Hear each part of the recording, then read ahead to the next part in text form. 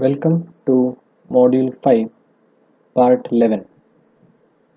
So, in this section, we will be discussing another application of 555 timer, that is monostable multivibrator. Monostable multivibrator is also called as one-shot multivibrator because it generates a pulse a pulse waveform, and that is determined by the RC network which is connected externally to the 555 timer. So this is the diagram of the monostable multivibrator. So this circuit will generate a pulse waveform whose timing is determined by this R and C, which are connected to this 555 timer. The input is the trigger pulse, which is given to this monostable multivibrator. As compared to the astable, there is no input in astable. Directly the circuit is connected to the supply. The capacitor C1 over here is the decoupling capacitor. Supply is connected to pin number 8 and output is measured across pin number 3.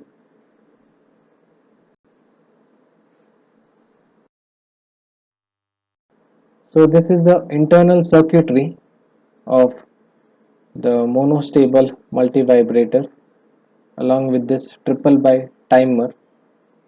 So initially the transistor Q1 is on, the output is 0 at this point. So we have to just recall the stable multivibrator diagram. So this flip-flop over here is set and reset. This is set and reset. Q bar is measured over here. There is a bubble at this point. So if this is 1, then transistor will be on. So initially it is on, which means that Q bar is 1. If Q bar is 1 over here, the output stage will be 0. So this is on initially, and the capacitor is discharged completely through this path to ground. So this multivibrator or the monostable multivibrator has one stable state, that is logic 0. Right? Logic 0 is the stable state. When it is not operating, the output is 0. So initially a trigger is given to this pin number 2.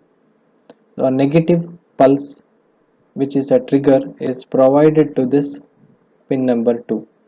So this is compared with this 1 by 3 VCC. So if this trigger is greater than 1 by 3 VCC, comparator 2 will be 1. So the set pin will be high, Q will be 1 and Q bar will be 0. So when Q bar is 0, this is fed to the base terminal of this transistor. So this is 0 and the output will be 1. So transistor base terminal of the transistor is 0, means the transistor is off. The operation is same as that of astable. Only thing is the input is provided over here by the trigger. So continuing, when the transistor is off, there is no discharge path, right? So there is no discharge path. I'll just erase this. So no discharge path. This transistor base terminal of the transistor is 0. So this capacitor C starts charging through this path. Through the resistor RA, it starts charging. So that voltage is measured, the capacitor voltage VC is measured at this point of the threshold, pin number 6 it is measured.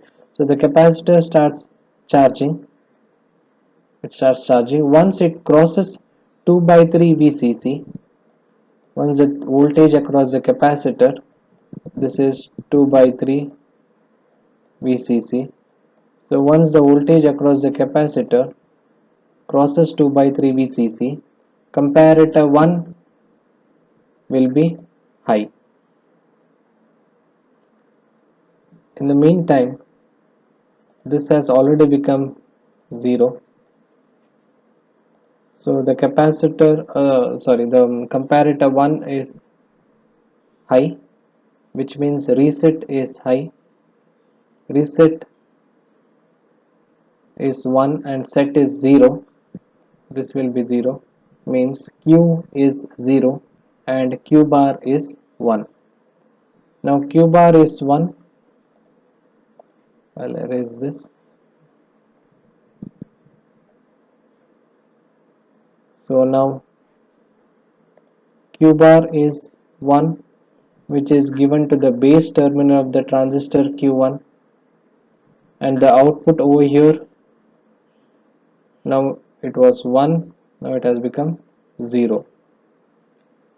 So transistor Q1 is on now, since the base terminal is 1, transistor Q1 is on. Now the capacitor starts discharging. Since the transistor is on, this forms a closed path to the ground, and then the capacitor starts discharging, and then it remains in this state because the monostable multivibrator, the standby state or the stable state is 0. Again it starts charging only when the next pulse is given. So when the next trigger pulse is given, the capacitor starts charging. So assume the next trigger pulse is given again.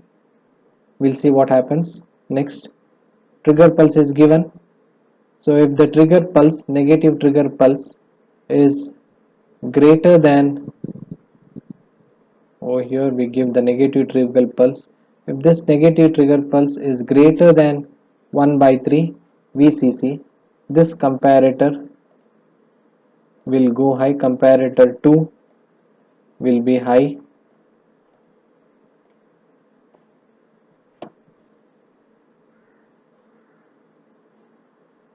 So we'll erase this and see what happens. Comparator 1 will be 0, comparator 2 will be 1, this will be 0, set is 0, sorry, set is 1, reset is 0, so Q is 1, Q bar is 0. So if this is 0, this will be 0, and the output, since there is a not over here, it will be 1, so it will be 0 1 0 1 output, and then this is 0, the base terminal of Q1 is 0, so transistor is off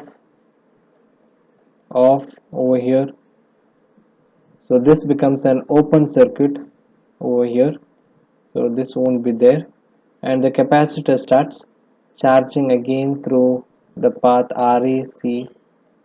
So it starts charging again whenever the next trigger is given, and then the voltage is measured by this threshold, and once it crosses 2 by 3 VCC, again it starts discharging. So this is the process of charging and discharging the capacitor. So you can see the waveform. The trigger input is initially given. If it crosses 1 by 3 VCC, the capacitor starts charging, and then once it crosses this 2 by 3 VCC, the capacitor starts discharging. So since there is no resistance in the path of discharge, capacitor discharges immediately. You can see it discharges immediately. There is no resistance in the discharge path, and you get the output waveform.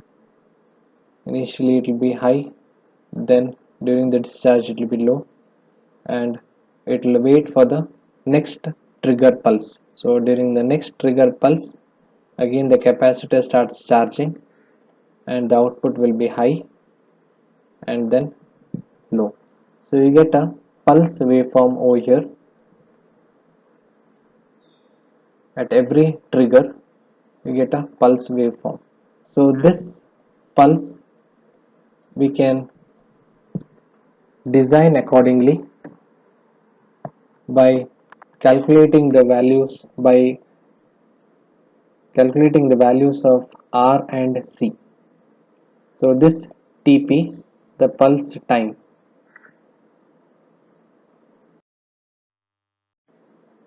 the Tp is given by this particular equation, 1.1 Ra into C. C you can select accordingly.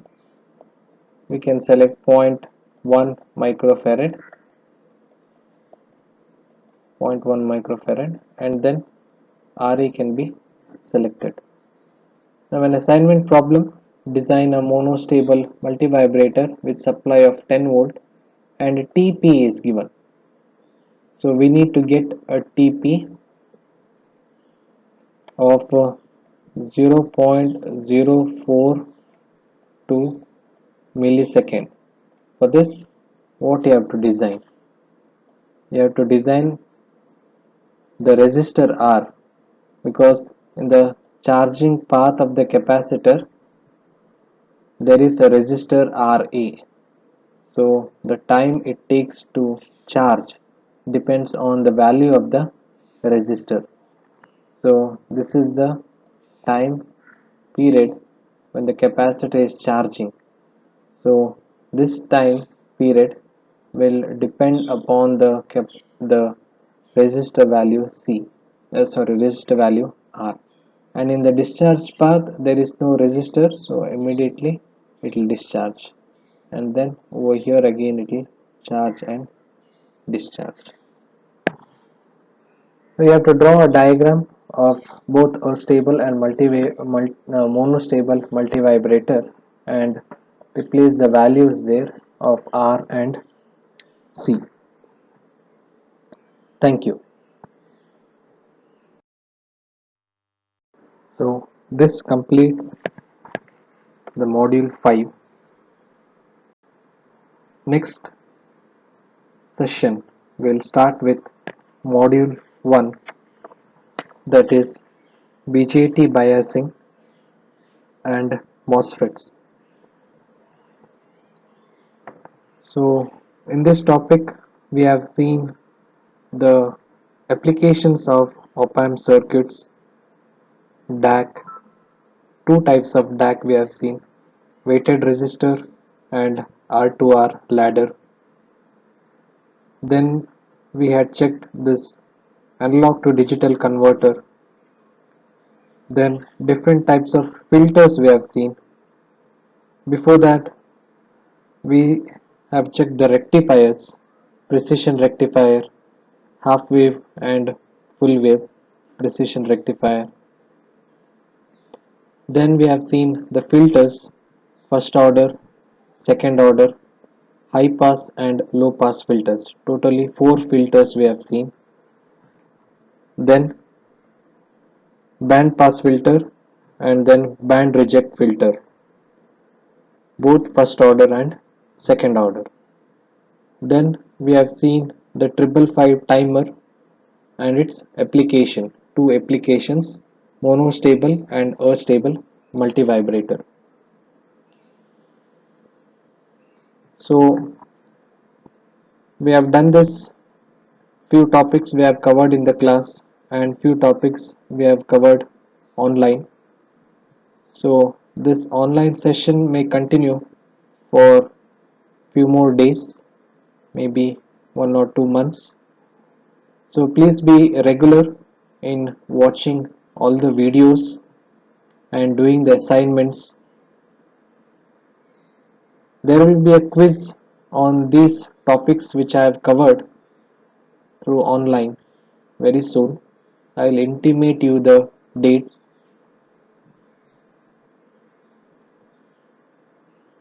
These topics will not be covered again when we meet in the class. So we don't know when this problem of COVID-19 will be set right. So this may continue, the online lecture may continue for a few more days or months. So if you have any doubts, it can be posted in Canvas. There is a discussion column there. You can post your doubts there. For any clarification, you can either mail me or WhatsApp me. Please watch the videos, go through the study materials, go through the textbook, and I request everyone to download the Multisim software and start working on the laboratory programs which were supposed to start. The laboratory programs on Multisim. There are 4 experiments which are to be done on the software.